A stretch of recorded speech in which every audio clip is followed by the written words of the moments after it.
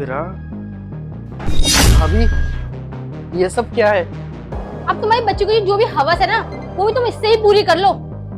भाभी ये क्या बदतमीजी है? कल रात तुमने जो भी किया है ना उससे ना मुझे तुम्हें देवर कहने में शर्म आ रही है। भाभी आप ये क्या कह रही हो? मुझे कुछ समझ नहीं आ रहा है।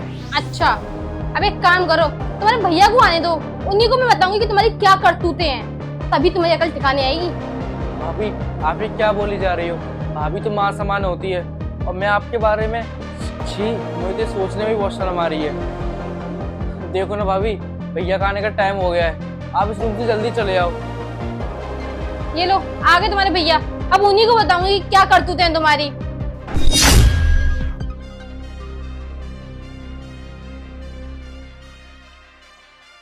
अरे अच्छा हुआ कि आप आ गए। अरे यहाँ हो क्या रहा है? आगे कोई मुझे बताएगा? अरे भैया, भाभी को ना कोई गलतफहमी हो गई है।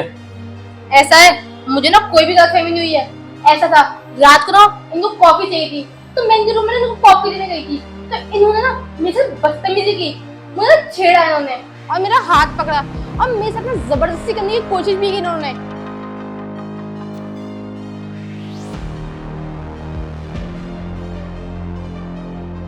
ये लीजिए देवर जी आपकी कॉफी।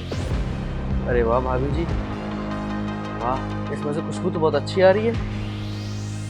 एक्चुअली ना आपको कॉफी ज्यादा हार्ड पसंद है ना, तो मैंने इसमें कॉफी कुछ ज्यादा डाली है।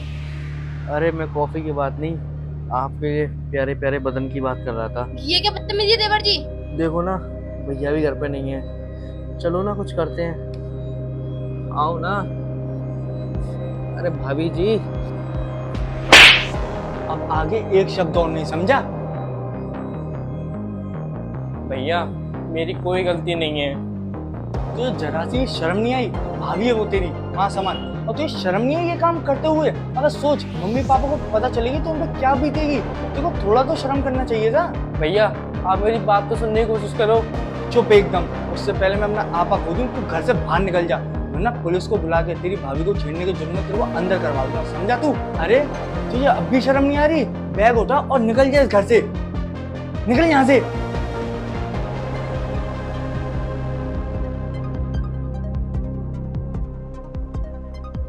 अच्छा वैसे हमने जो भी इसके साथ किया है वो सही तो किया है ना?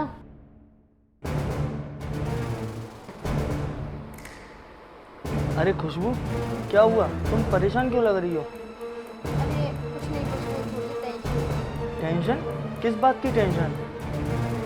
क्या ही बताऊं तुम्हें तो पता है ना कि दिन ब दिन घर के खर्चे बढ़ते ही जा रहे हैं और घर में ना 3 मेंबर हैं और कमाने वाला सिर्फ एक। अब तुम खुद ही बताओ कि ये सब कैसे मैनेज होगा।